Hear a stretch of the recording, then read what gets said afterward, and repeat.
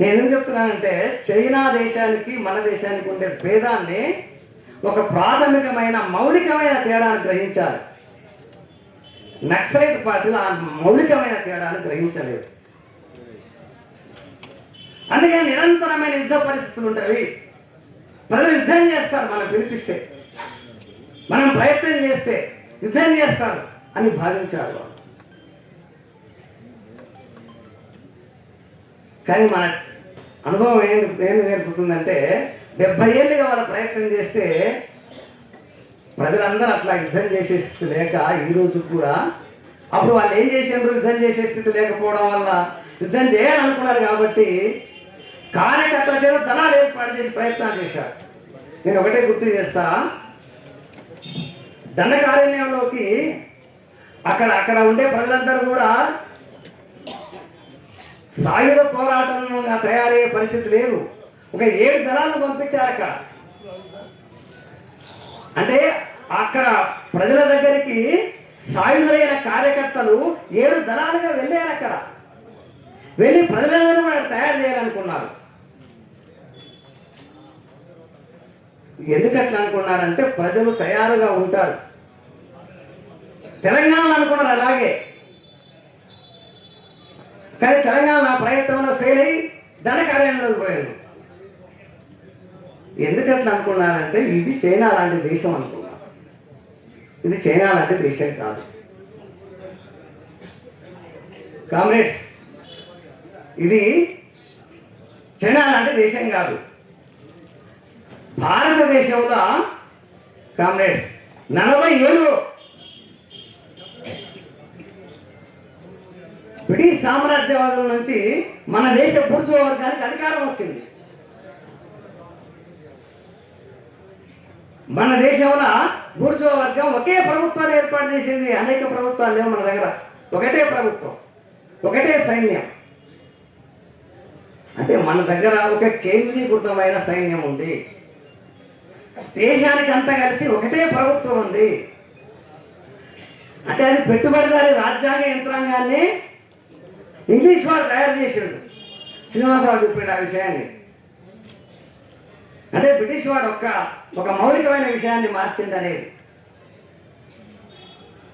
అంటే పెట్టుబడిదారు వ్యవస్థను ప్రవేశపెట్టి ఒక రాజ్యాంగ యంత్రాంగాన్ని కూడా తయారు చేసింది అనేది.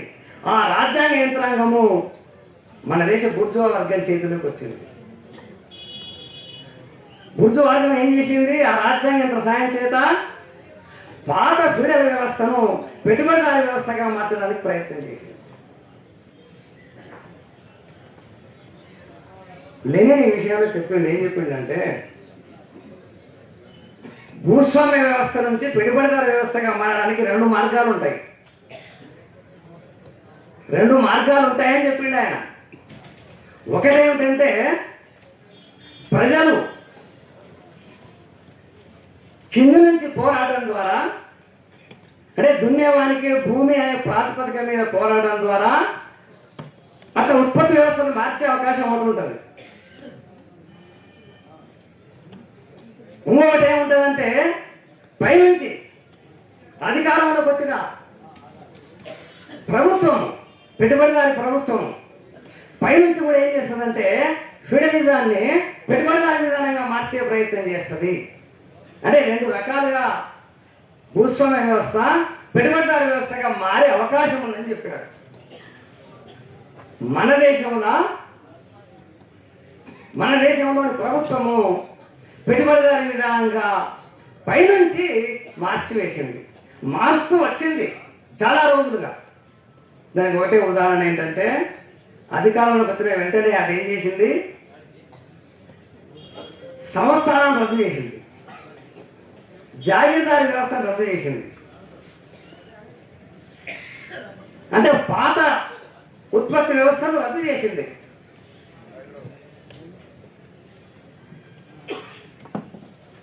అంటే ఆ రకంగా క్రమక్రమంగా పాత ఫీడల్ వ్యవస్థ క్రమక్రమంగా నశించిపోయింది. దానికి మన దేశంలో పెట్టుబడిదారి ప్రభుత్వం కారణం.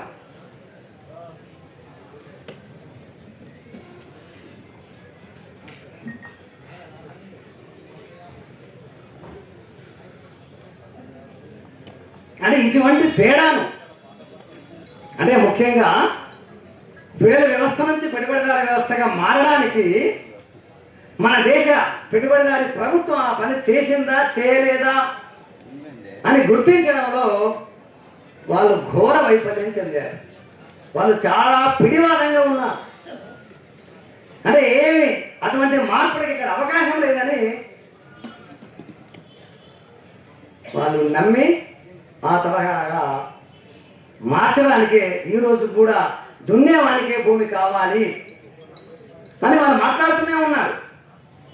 మనం ఒక్కసారి మన గ్రామాల్లోకి వెళ్ళి చూద్దాం, నిజంగా దున్నేవానికే భూమి అనే పరిస్థితి ఉందా, ఏం పరిస్థితి ఉందనేది.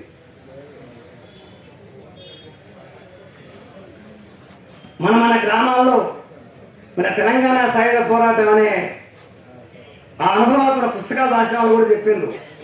ఏం చెప్పిండ్రు? అప్పుడు భూస్వాములకు 1,00,000 ఎకరాల నుంచి 5,000, 10,000 ఎకరాలు ఉండే వాళ్ళంతా భూమిని సొంత సేద్యం చేయడం అసాధ్యమైన విషయం వాళ్ళకు.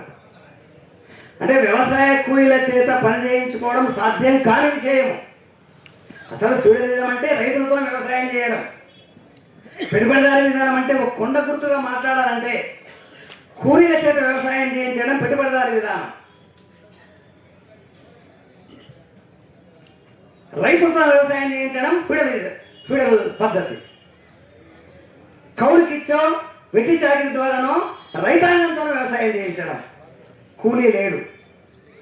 క్రమక్రమంగా కూలీ శ్రామికుడు వ్యవసాయ కార్మికుడు వచ్చింది.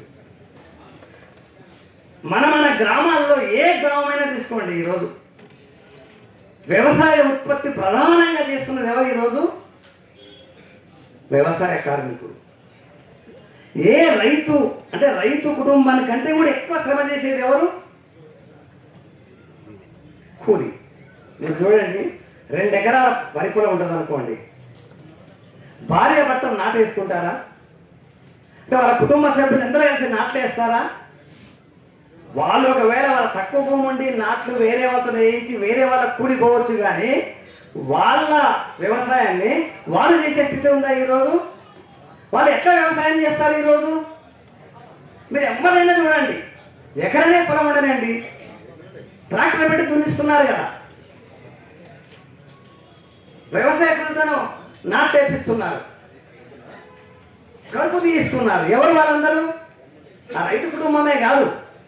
మీరు పత్తి తీసుకోండి, అంటే ఏ పంటనైనా తీసుకోండి, రైతే స్వయంగా, రైతు కుటుంబమే స్వయంగా చేసే స్థితి లేదు.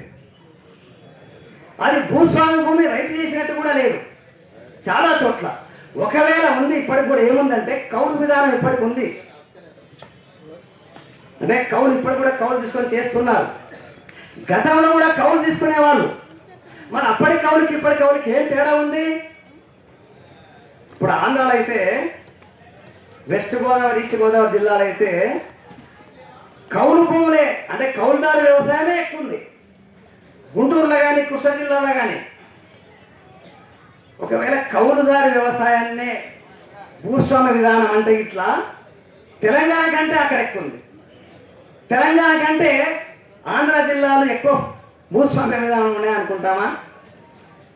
అంటే కౌలుదారు విధానం ఒక్కటే కాదు భూస్వామ్య విధానానికి గుర్తు. ఆ కౌలుదారి విధానంలో రైతు కుటుంబమే శ్రమ చేయడం. భూస్వామి భూమి తీసుకొని రైతు కుటుంబమే శ్రమ చేసే కాలం వెనకట్టుకుంటే, ఇప్పుడు ఎవరైనా కౌలు తీసుకున్న వాళ్ళందరూ కూడా ఎట్లా వ్యవసాయం చేస్తున్నారు? సొంత భూమి అయినా కానీ కౌలు భూమి అయినా ఎట్లా వ్యవసాయం చేస్తున్నారు ఈరోజు? కౌలు భూమి అయినా సరే వ్యవసాయకృతుల వ్యవసాయం చేస్తారు, సొంత భూమి అయినా సరే వ్యవసాయకృతుల వ్యవసాయం చేస్తారు. అంటే ఇంకొక మనిషి వచ్చిండు, భూస్వామి రైతు కూలి, లేదా భూస్వామి రైతుకు మధ్యలో ఒక వ్యవసాయ కార్మికుడు వచ్చిండు. ఇది గతంలో లేదు. అటువంటి కూలీ వాడే ప్రధానమైన శ్రమ చేసేవాడుగా మారిండు. అదే పెట్టుబడిదారు విధానము. అటువంటి పెట్టుబడిదారు విధానం నా దేశంలో ప్రధానంగా ఇంకో చాలామంది అంటుంటారు, ఏమంటారు? ఆంధ్రలో ఉంది పెట్టుబడిదారు విధానం, తెలంగాణ లేదు. ఇంకా కొంతమంది ఏమంటారంటే ఉత్తరప్రదేశ్లో ఉందేమో, బీహార్లో ఉందేమో, హిందీ రాష్ట్రాల్లో ఉందేమో అనుకుంటారు. అక్కడెక్కడ కూడా వ్యవసాయ కూలే ప్రధానంగా వ్యవసాయం చేస్తారు. అంటే ఈ రకంగా మొత్తం భారతదేశంలో వ్యవసాయంలో పెట్టుబడిదారు విధానం అనేది ప్రధానంగా వచ్చింది. అంటే ఇటువంటి పరిస్థితి వచ్చినప్పుడు మనం ఎవరిని నిర్మాణం చేయాలి? అంటే దున్నేవానికి భూమి అనే ప్రాతిపదికమైన నిర్మాణం చేయాలన్నా వ్యవసాయ కూలీలకు చట్టబద్ధమైన హక్కులు కావాలని మనం పోరాటం చేయాలి. అంటే ఇటువంటి తేడాను గ్రహించకుండా వ్యవసాయ విప్లవమే ప్రధానమైందని, దున్నేవానికి భూమి అనేది ప్రధానమని, దాని ఆధారం మీద సాయుధ పోరాటం చేయాలని 60 ఏళ్ళ నుంచి ప్రారంభమైందంతా కూడా ఈ మార్పులను ఏమాత్రం గుర్తించకుండా వాళ్ళ ప్రయత్నాలు మొదలు చేసిండ్రు. అది సరైనది కాదు. అందుకనే ఈ 60-70 ఏళ్ళ అనుభవం ఏంటో చేస్తుందంటే 60 ఏళ్ళ అనుభవము ఎక్కడ కూడా సాయుధ పోరాటం అనేది కంటిన్యూస్గా కొనసాగి సైన్యం అనేది ఏర్పడి అట్లాంటిది కాలేదు. ప్రాంతాల వారిగా కూడా అధికారం సాధించాలనుకున్నారు, అట్లాంటివి కూడా ఏర్పాటు కాలేదు. ఎందుకని కాలేదంటే ఇది క్రమక్రమంగా పెట్టుబడిదారు విధానంగా మారుతుంది కాబట్టి, పాత వ్యవస్థ అనేది అలాగే లేదు కాబట్టి అటువంటి అవకాశము లేదు. దీన్ని గ్రహించాలి. అది చైనాలో అటువంటి పరిస్థితి ఉండేది. నిరంతరమైన యుద్ధాలు కొనసాగేటివి. యుద్ధాలు కొనసాగుతున్నందువల్ల ప్రజలు కూడా యుద్ధం చేసే పరిస్థితి ఉండేది. మన దేశము సాపేక్షంగా శాంతియుత కాలంలో ఉంది. అంటే ప్రధానంగా ఆందోళన చేసేది, మామూలు సమ్మెలు చేసేది, అట్లాంటి పరిస్థితిలో మన దేశం ఈరోజు ఉంది. ప్రజలందరూ ఆయుధాలు తీసుకుని యుద్ధం చేసే పరిస్థితి లేదు. ఎందుకంటే క్యాపిటలిజం అనేది పెట్టుబడిదారీ వ్యవస్థ అనేది వ్యవసాయంలో పెట్టుబడిదారీ వర్గమే క్రమక్రమంగా తీసుకొని వచ్చింది. ఈ తేడా చూడకుండా గతం నుంచి మనం చైనా మాదిరిగా ఉందనుకోవడం వల్ల మనం సైన్యాన్ని నిర్మించలేకపోయినాం, సాయుధ పోరాటాన్ని కొనసాగించలేకపోయినాం, ఎక్కడ విముక్తి ఏరియాలు కూడా ఏర్పాటు చేయలేకపోయినాం. అంటే అది సాధ్యమయ్యే విషయమే కాదు. కాబట్టి కామ్రేడ్స్, మాస్ లైన్ మన దేశంలో వ్యవసాయంలో పెట్టుబడిదారు విధానం వచ్చింది. అందుకని దున్నేవానికి భూమి ప్రాతిపదికగా సాయుధ పోరాటం చేసే పరిస్థితులు అంటే గతంలో ఉండే ఇప్పుడు లేవనే పాయింట్ కాదు. గతం నుంచి కూడా పైనుంచి మార్పులు అనేవి కొనసాగుతూనే ఉన్నవి. నేను ఒక మాట చెప్తాను. జన్నారెడ్డి ప్రతాప్ రెడ్డి అనే ఒక భూస్వామికి 150,000 ఎకరాల భూమి ఉండేదట వరంగల్ జిల్లాలో. మనలో వరంగల్ జిల్లా వాళ్ళు ఉంటారేమో. ఈరోజు జన్నారెడ్డి ప్రతాప్ రెడ్డి వాళ్ళ వంశానికి 150,000 ఎకరాలు ఉందా? ఆయన సంగతే కాదు, మీరు ఎక్కడైనా చూడండి, ఆయా గ్రామాల్లో కూడా చాలా మంది భూస్వాములకు 1000-2000 ఎకరాల భూమి ఉండేది. అంత భూమిని కూలీ పెట్టుకొని వ్యవసాయం చేయడం అసాధ్యమైన విషయం. అందుకని వాళ్ళు ఏం చేసేవాళ్ళు, వెట్టి చాకరీ చేయించుకునేవాళ్ళు. కాబట్టి అటువంటి పరిస్థితి ఈరోజు మీరు ఏ ఊరైనా చేయండి. అసలు ఈరోజు 500-1000 ఎకరాలు కూడా ఎవరికైనా ఉందో లేదో నాకు తెలియదు. ఇప్పుడు మా ఊరు భూస్వామికి 2 గ్రామాలు ఉండేటివి. అందరి ఊళ్ళో ఇటువంటి ఉదాహరణలు ఉంటాయి. మా ఊరు భూస్వామికి 2 గ్రామాలు ఉండేటివి. ఇది గతం సంగతి. ఒక ఊర్లో 800 ఎకరాలు ఉండేది, 500 ఎకరాలు ఉండేది. ఒక ఊర్లో 300 ఎకరాలు ఉండేది.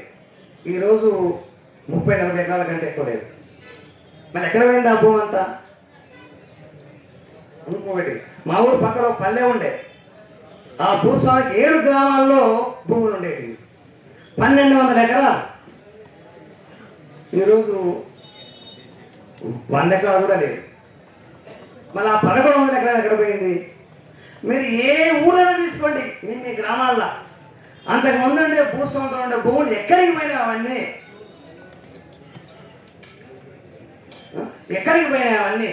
అవన్నీ కూడా ఏమైందంటే భూస్వాములు సొంత సేద్యం చేసుకునే ప్రయత్నం చేసిండ్రు. అంత సాధ్యం కానప్పుడు వేరే వాళ్ళకి అమ్మేసిండ్రు. అంటే డబ్బు ఎవరి దగ్గర ఉంటే భూమి వాళ్ళ దగ్గరికి పోయింది. అవునా కాదా? డబ్బు ఎవరి దగ్గర ఉందో భూమి వాళ్ళ దగ్గరికి పోయింది.